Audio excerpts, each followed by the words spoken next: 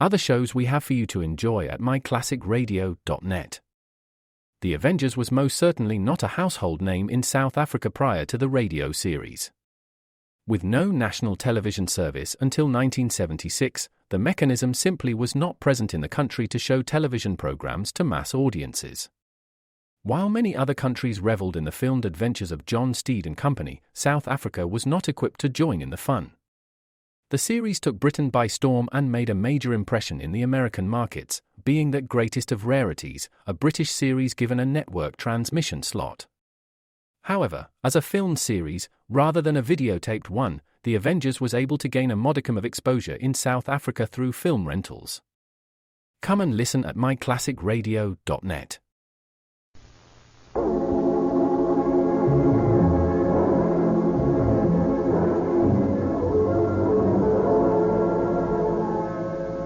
Calling All Cars, a program created by the Rio Grande Oil Company from confidential police files. Oakland Police calling all cars. Attention all cars, broadcast 70. Regarding a murder. That's all.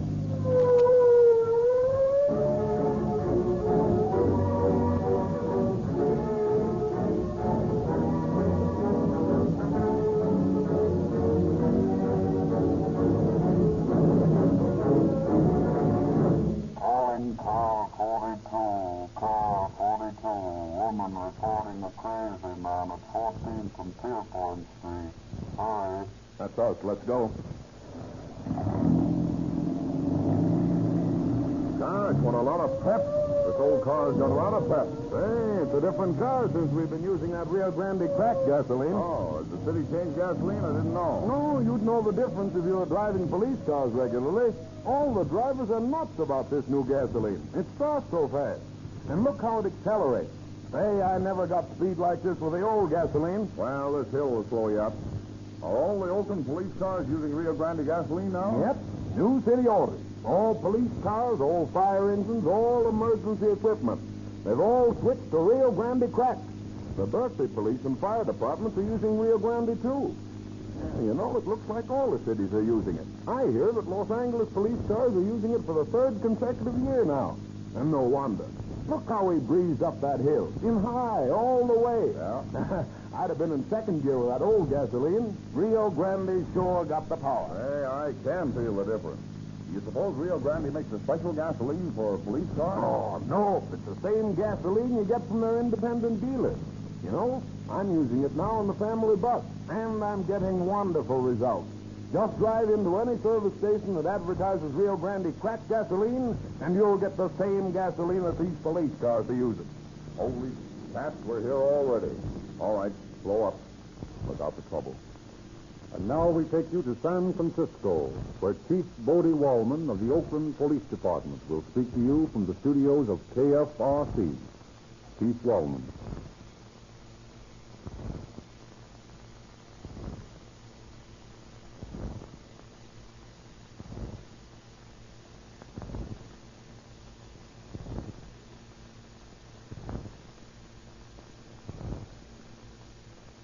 Good evening, ladies and gentlemen.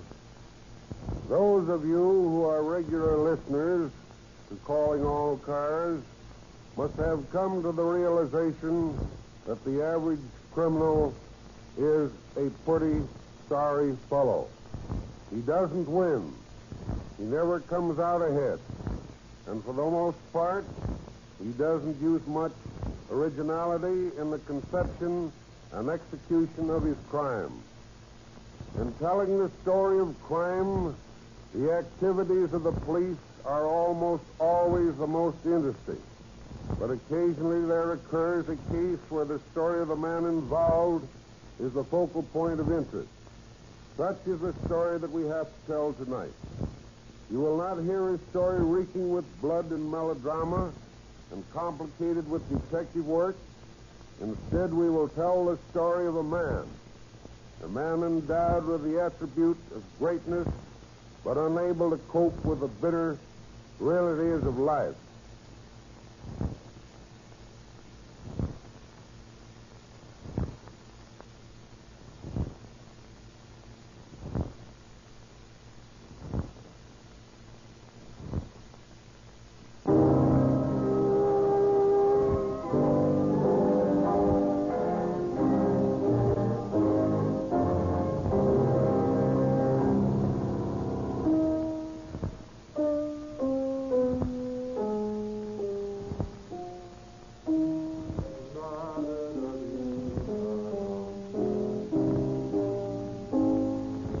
Madre de Dios. I cannot make it come out.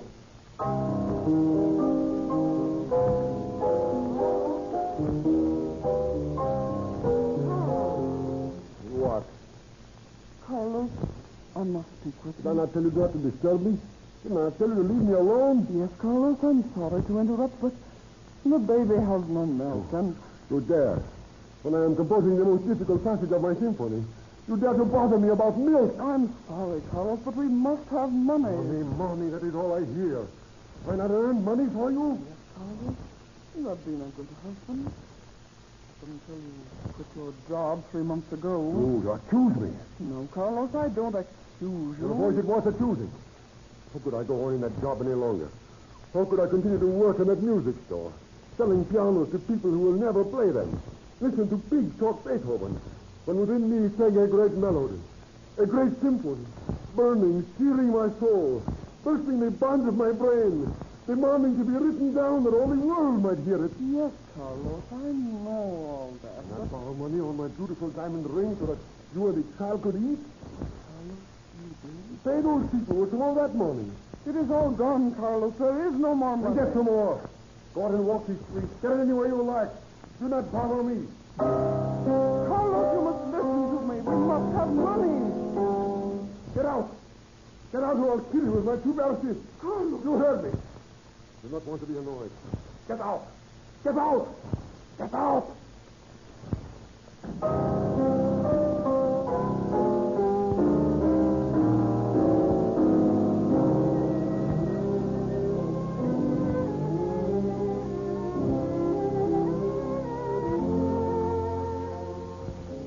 A few days later, Carlos Madro is walking along a street in Oakland, wrapped in thoughts of his symphony, when he is hailed by a passerby. Hello, Madro. Oh, hello, Senor Harry. Oh, you're just the man I wanted to see. Matter of fact, I've been looking for you for several days. See? Yes, regarding that loan I made you. Now, it's a month overdue, and you haven't even paid me the interest on it. Now, I'll have to have that money. Money. Do not talk to me about money. Well, I know it's a disagreeable subject, Madro. A root of all evil, as the Bible says. And I dare say the Bible's right, too. But it's what makes the world go round, you That know. ring I gave you as security. It was many times the money you lent me. That ring is worth thousands of dollars. But I can't tie up my funds with any ring. Now, if you don't pay me cash, why, I'll just have to sell the ring for what I can get out of it. Sell the ring?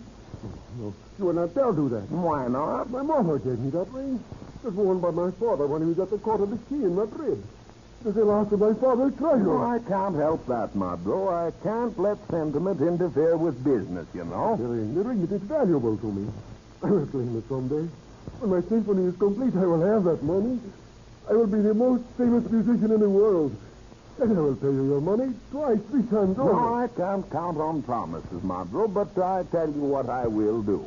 I'll give you until day after tomorrow, and if you don't pay up then, why, I'll just have to sell the ring. No, you cannot do that. Oh, yes, I can, and I will. Very well. I'll get the money. Now you're talking. Come to my house tomorrow afternoon. Bring the ring with you. That's fine, Madro. I'll be there, say, around 3 o'clock. 3 o'clock. 3 o'clock will be as good a time as any.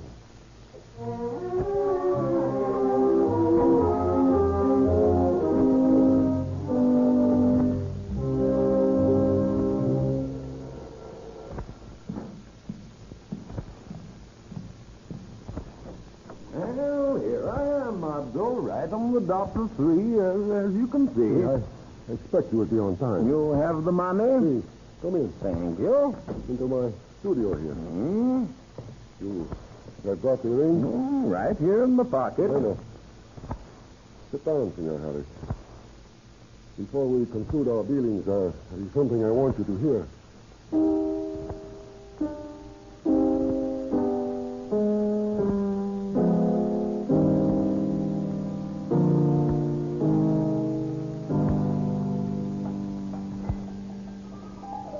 What do you think of that, Senor Harris? What is it? Part of my symphony. Do you not think the world will pay to hear that?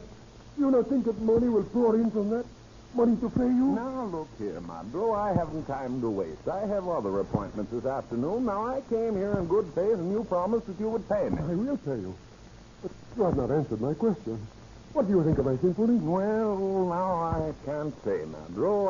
I don't know much about this classical stuff. I lean more to ragtime and Terry Jacobs.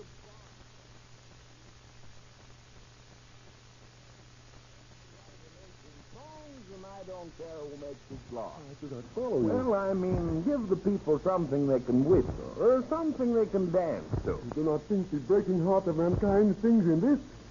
You do not think the heavy feet of destiny dance through these measures? Listen. Well, now, I can't argue that point with you, my bro. Of course, I don't know much about music, just like I said. You know, I'm just a plain businessman. Pay attention. Now listen. Listen to humanity on the rack. Listen to the century's street mockery. Listen to mankind in revolt. Listen to the awakening of the world. Listen to the crushing of oppression. Look here, Margot. I haven't any more time to waste here. I have a lot of appointments this afternoon. Now this demonstration's gone far enough. If you'll kindly pay me just as you promised, I'll turn over your ring to you and our dealings will be at an end. Listen, Mr. Harris. Listen to mankind's answer. Now look here, man.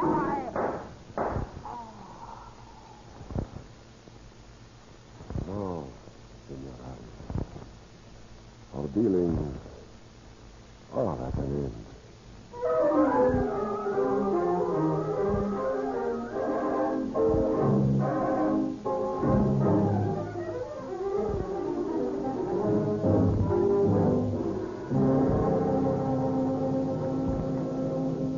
Pardon, Inspector Wallman, but there's a woman outside. I think you'd better talk to her. Well, what's her trouble? Yeah, she says she's afraid of her husband. The world would probably be a better place if more women were the same way. You take care of her, Sergeant. I've got a lot of things on my mind. Yeah, well, this is important, Inspector. She's afraid her husband's going to kill her. That's a little different.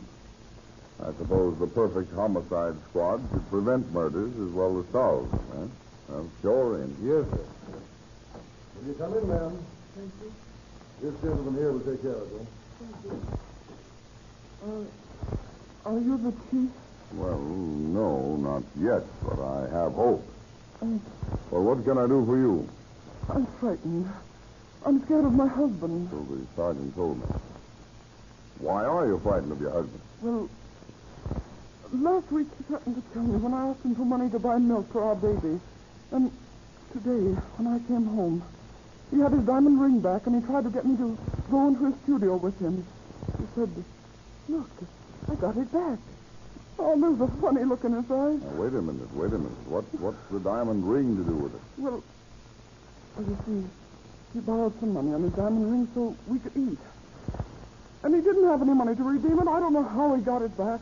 Well, how do you suppose he obtained it? Oh, I'm afraid to think. But he threatened to kill me. Maybe he's killed Mr. Harris, the man who lent him the money. Why didn't you ask him where he got the ring? No, I was afraid. He was strangely.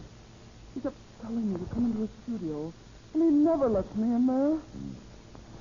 I see. Well, we'll just calm your fears. I think Inspector Kai and I better see you home.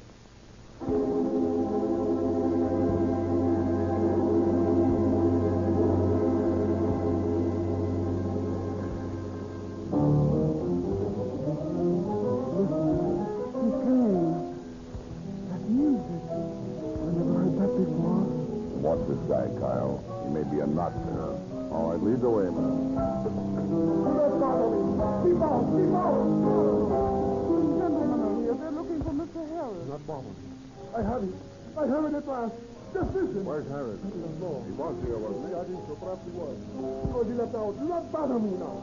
This guy's bunkered or something, Kyle. Now keep your eye on him. I'm going to take a look at this closet. What's up? Here's Harris. You have spoiled it. Murder. You have spoiled it. I had the whole thing. The essence of humanity suffering. I had it, I tell you.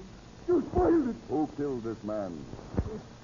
Who killed this man? I don't know.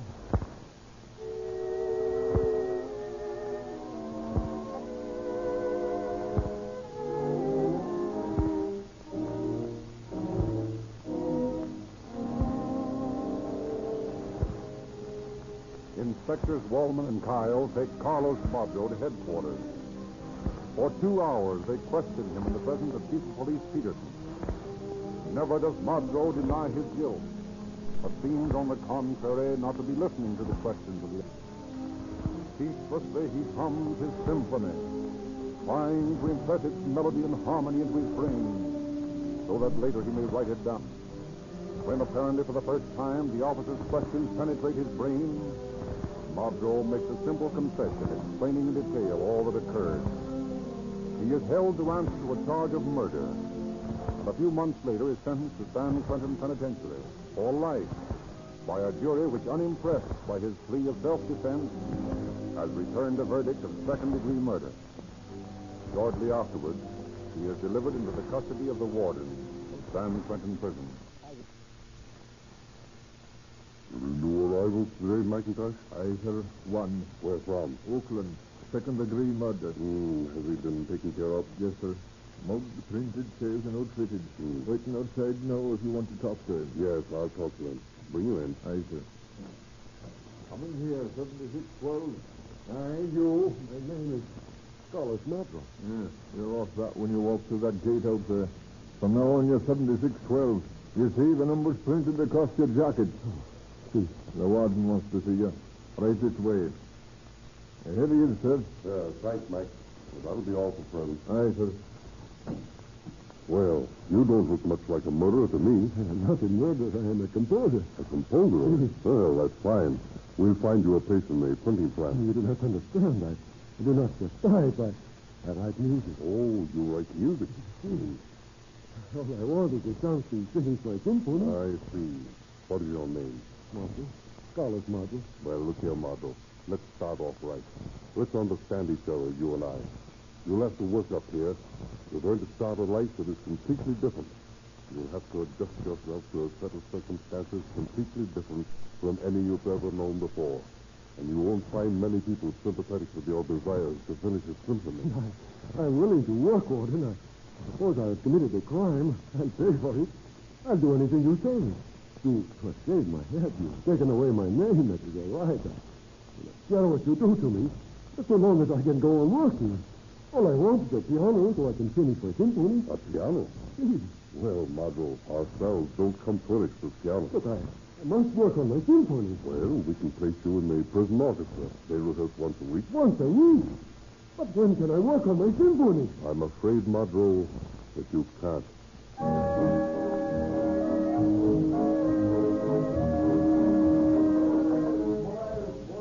Not that there. Now look here. Clarinet, not so loud. You must have learned to play in a beer garden band. String, more smart.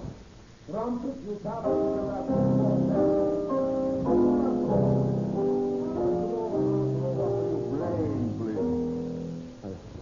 Trying to work out some harmony on my symphony. Your symphony? You're worrying about your symphony when I can't even get these doomheads to play one super right. Now you save your symphony for when you get parole. Now, all together, boys, once more.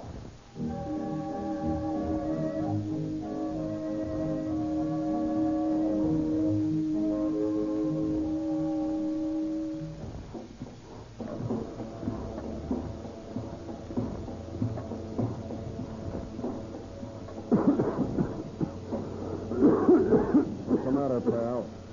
Stop. You'll get used to it. The juice mill always gets the fresh featured first. Wait till you've been at it as long as I have. How long is that? 5 years. 5 years in this terrible place. I cannot wait that long. What's your hurry? You're not going anyplace. 5 years, 10 years, a life.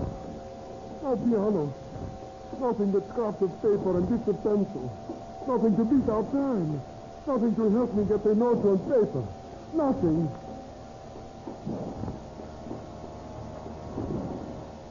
He's not.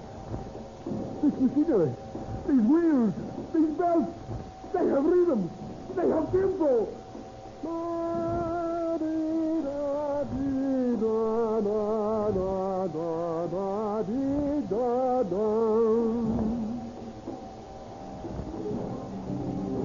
That is it. That is it. My third movement. My march. The rhythm of the Jute.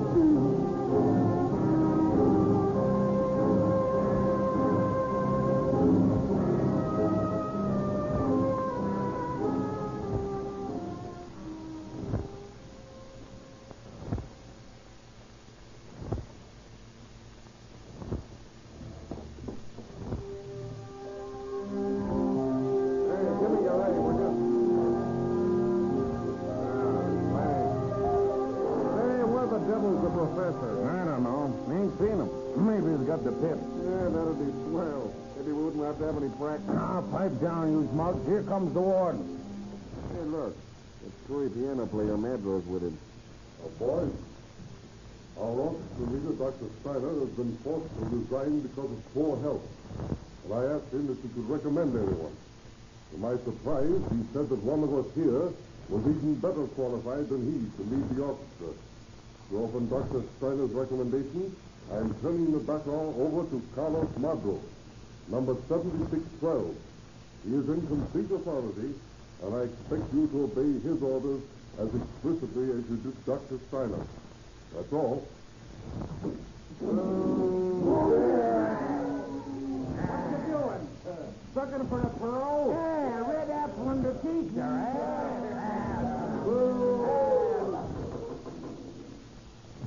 Are you finished now?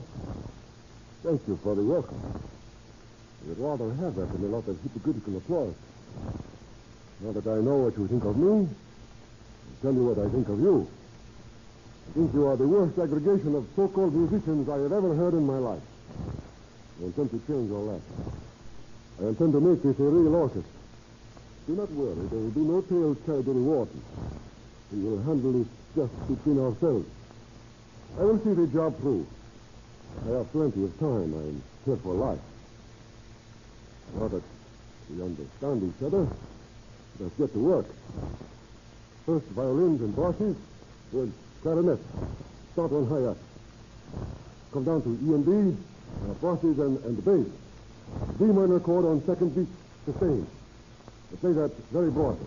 You ready?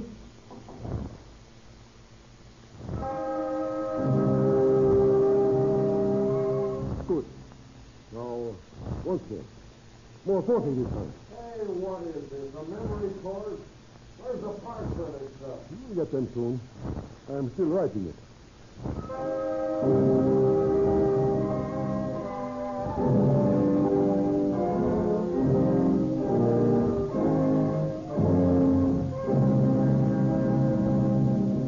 Under Madro's expert musicianship, the San Quentin Prison Orchestra becomes a really fine musical organization, and its fame spreads all over the country. Slowly, Madro wins the hard-boiled members of his aggregation to a staunch personal loyalty, and many are the fine musicians he develops and sends forth from the grim walls of the old prison.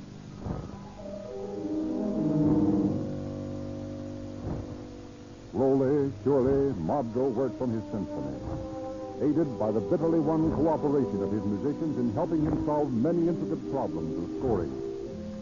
Finally, it's completed, and feverishly Madro rehearses his men to prepare the composition for its first public playing at the holiday entertainment within the prison walls.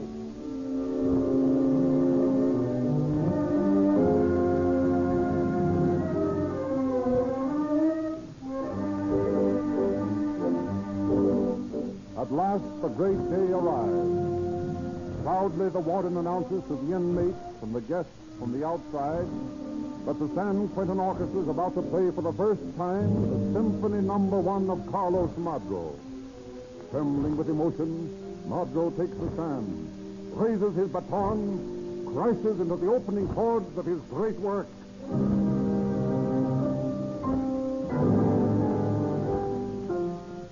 As the symphony progresses, the jazz-minded convicts squirm in their seats. But a guest of the warden, seated in the front row, listens with keen interest.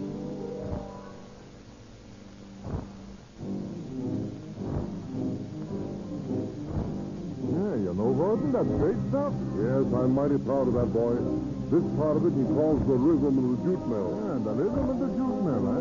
Yeah. I don't suppose there's any chance of taking this outfit out on a vaudeville tour. Well, hardly. Yeah, I didn't think so. Too bad. I could clean up a fortune with him. And a great attraction. Undoubtedly. But there's hardly any sense in carrying a 40-man crime wave around the country the way things are right now. Yeah, that thing he's playing is good stuff. Yeah, I could do something with that. What do you mean? Well, get it published. But I suppose there'd be an objection to that, too. No, I don't see why. Marjo's done a very nice thing there. If he can realize on it, he's entitled to it. After all, the state saves $1,500 a year by using him as band leader instead of an outsider. Would there be any chance of me seeing him after the concert? Certainly. I'll have him sent to the office.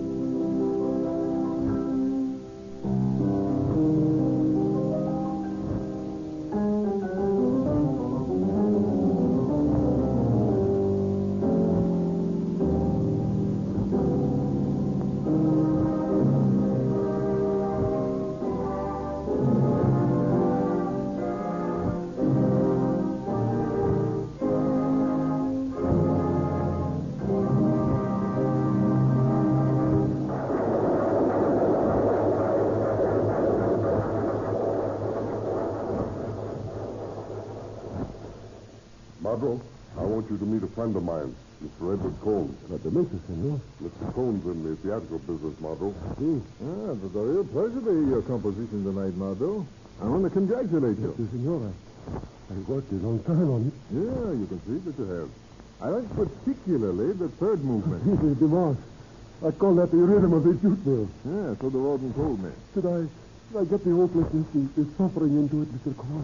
Ah, I think you did. Did you feel what I was driving at? That life is a jute mill? That we are all convicts? Our souls in prison within our bodies? Given a life term in a flabby prison of flesh? That we labor there in that mortal jute mill hopelessly until death arose us. That is what I was trying to say in the fourth movement. The freedom, the parole that death brings, the transcending spirit solving all problems in eternal peace. Yeah, I got all that. Very good indeed. A fine piece of work. Now, what I wanted to ask you, Mardo, would you be willing to have this work published? To have it published? To bring this message to the world? Will you publish it for me? Can you do it for me? Can and I will. Wonderful. Wonderful. This is more than I ever expected. More than I hoped could happen. To be able to bring my message to the world. We will do that, Mardo, I can assure you. We will make recordings of it so that people can play it in their homes. Recordings of it? Magnifico, magnifico. Of course. Be sure to tell whoever makes the record what I have just told you. It's all there. It's all in the music. Of course it is. Now, Mardo, I've done up a little agreement here. If you just sign it. If you promise you will publish it and make recordings of it? Yes. And I shall give it to him. I'll sign it. There is only one thing more, Senor Cohn. Yeah, what's that? Send me the first record they make, will you? I certainly will. Thank The you. very first record will come to you. Thank you, Senor. Thank you very much.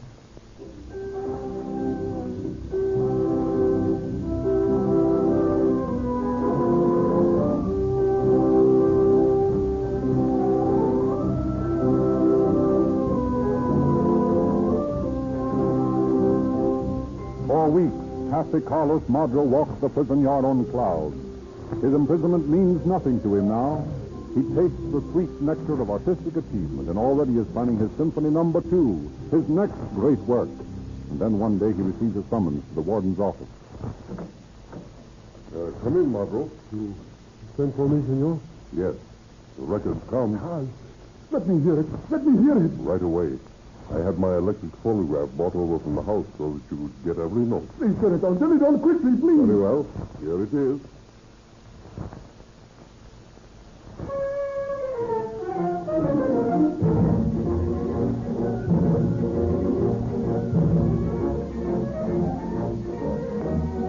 What?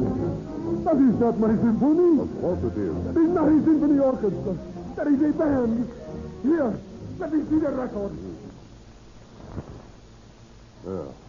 Here you are. San Quentin, March. Convict number 76 to us. My rhythm of the jute mill. played by a Jute band. Do you want to hear the rest of it? Thank you. Well, here's your record. I do not want it. Why, what's the matter, Bartle? Where are you going? I'm going back to the Jute.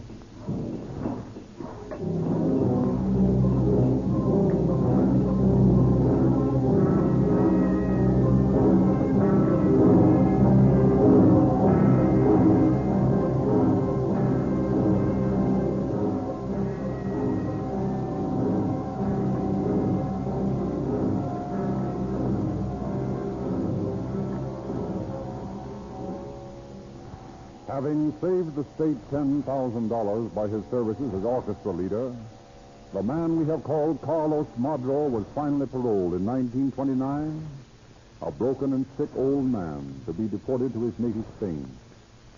It is said that through the success of his published music, he realized more than $100,000 during the time he was in prison, and that this sum was held by influential friends who sponsored his parole. But for him, spiritual life ended when his dream of artistic success was shattered.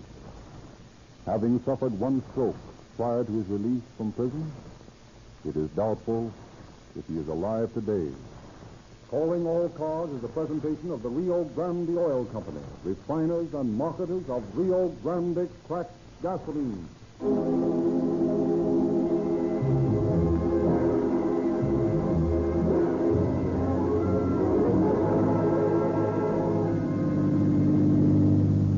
Oakland Police calling all cars, attention all cars. The cancellation broadcast 70 regarding a murder. Suspect in this case is now in custody. That's all.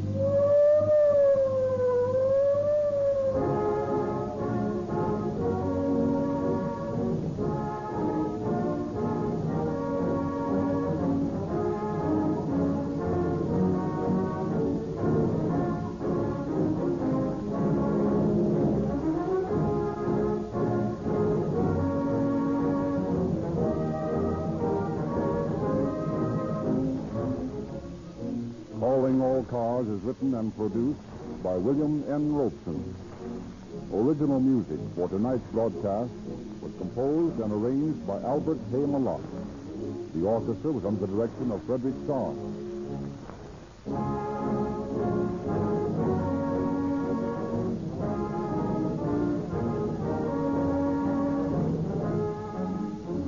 This is your narrator, Frederick Lindsley, saying good night for the Rio Grande Oil Company.